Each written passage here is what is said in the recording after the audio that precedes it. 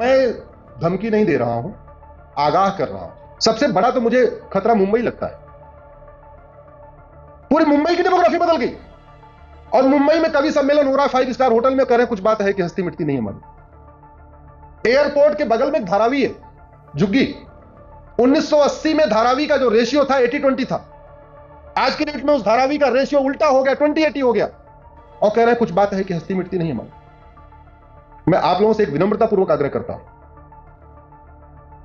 2-4 दिन का समय निकालिए। 2024 में भी लोकसभा इलेक्शन हुआ है।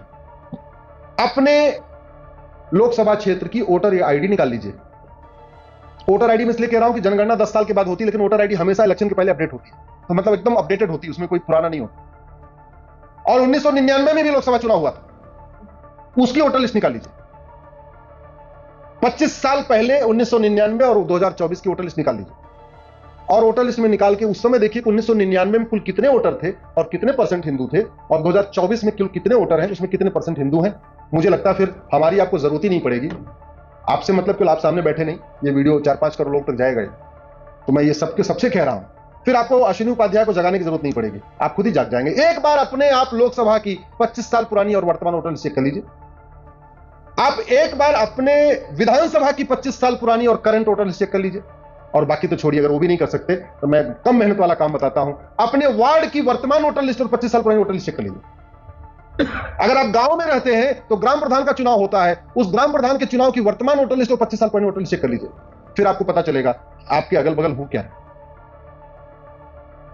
महाराष्ट्र में मैं आने के पहले, चूंकि मेरा यहां पे कई प्रवास है, और अहमदनगर की डेमोग्राफी बदल चुकी है, अकोला अमरावती की डेमोग्राफी बदल गई है, औरंगाबाद बीड की डेमोग्राफी बदल गई है, भंडारा बुल्हाना चंदपुर की डेमोग्राफी बदल गई है, धुले गढ़चिरौली की डेमोग्राफी बदल चुकी है, गोंदिया हिंगोली की डेमोग्राफी बदल गई है, जलगांव जालना कोल्हापुर की डेमोग्राफी बदल गई है, लातूर मुंबई नागपुर की डेमोग्राफी बदल गई है, नांदेड़ की डेमोग्राफी बदल गई है। नांदेड़ को मैं इसलिए कह रहा हूं कि जहां पे सनातन धर्म को बचाने के लिए इतना बड़ा युद्ध हुआ, जहां पे गुरु ने हमारे इतना बड़ा बलिदान दिया, उस नांदेड़ की डेमोग्राफी बदल गई है। कभी समय मिले तो एक बार नांदेड़ में जाके देखिएगा, माता गुजरी देवी ने कितनी बड़ी तलवार चलाई है, वहां रखा हुआ है। गुरु परिवार पूरा हमारा खत्म हो गया, पूरा गुरु परिवार ने अपना बलिदान दे दिया सनातन धर्म की रक्षा के लिए। उस नांदेड़ की डेमोग्राफी बदल गई है। नंदुरबार नासिक की डेमोग्राफी बदल गई। नासिक हमारा इतना पवित्र स्थान है, डेमोग्राफी बदल चुकी है। उस्माना पालघर परभनी की डेमोग्राफी बदल गई है, और आपके पुणे की डेमोग्राफी बदल गई। रेशियो अलग अलग है, कहीं 10% बदलाव है, कहीं 12% है, कहीं 15% है। 10% से कम में तो कहीं नहीं मुझे मिला, मिनिमम 10%। आपके पुणे में 10% है। रायगढ़ रत्नागिरी की डेमोग्राफी बदल गई है, सांगली सतारा सिंदूर की डेमोग्राफी बदल गई है, सोलापुर थाने की डेमोग्राफी बदल गई है, वर्धा वाशिम यवतमाल की डेमोग्राफी बदल गई है। और डेमोग्राफी बदलने का 3 कारण है: घुसपैठ, धर्मांतरण, जनसंख्या विस्फोट। एक तरफ घुसपैठ, धर्मांतरण, जनसंख्या विस्फोट के जरिए डेमोग्राफी बदली जा रही है, और दूसरी तरफ ड्रग के जरिए हमारे बच्चों को नशेड़ी बनाया जा रहा है बड़े प्लान्ड वे में। आपका पूना तो जैसे ड्रग का सेंटर बन चुका है। मेरी ड्रग के ऊपर एक पीआईएल चल रही है। ऐसा कोई कॉलेज नहीं है आज की डेट में, यूनिवर्सिटी नहीं है, कोई ऐसा engineering college, medical college, law college नहीं है जहां पे ड्रग स्मगलर ने अपना नेटवर्क नहीं फैला दिया। और क्यों? क्योंकि हमारा कानून घटिया है। वो पीछे से कह रहे थे हमारी न्यायिक व्यवस्था सड़ी हुई है, सजा होती नहीं, फांसी होती नहीं है, नागरिकता लोगों की खत्म ही नहीं होती, 100% प्रॉपर्टी जाती नहीं। तो हमारा धन भी जा रहा है और हमारा धर्म भी जा रहा है। तो हमारा बच्चा, एक तो एक ही और 2 बच्चा है, वो हो गया नशेड़ी।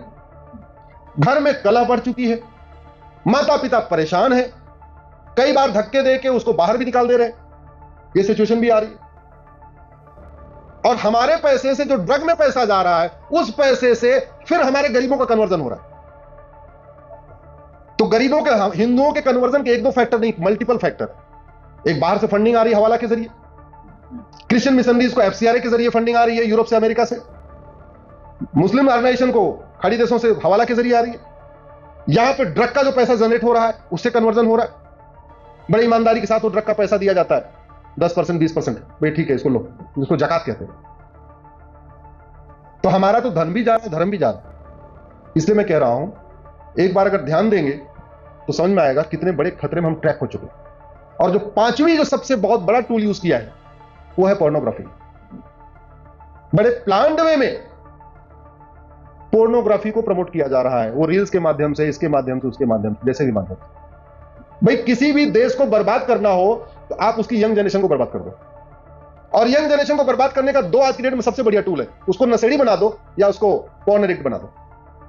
एक बार वो नशेड़ी हो गया, पॉर्न एडिक्ट बन गया, उसके बाद उससे क्या फर्क पड़ता है कि वहां बांग्लादेशी आ रहे हैं, कि रोहिंग्या आ रहे हैं, कि ये आ रहे हैं, कि वो आ रहे हैं, उससे कोई फर्क ही नहीं पड़ता। क्या फर्क पड़ता है? तो एक तरफ पोर्नोग्राफी, ड्रग, और दूसरी तरफ घुसपैठ, धर्मांतरण, जनसंख्या विस्फोट।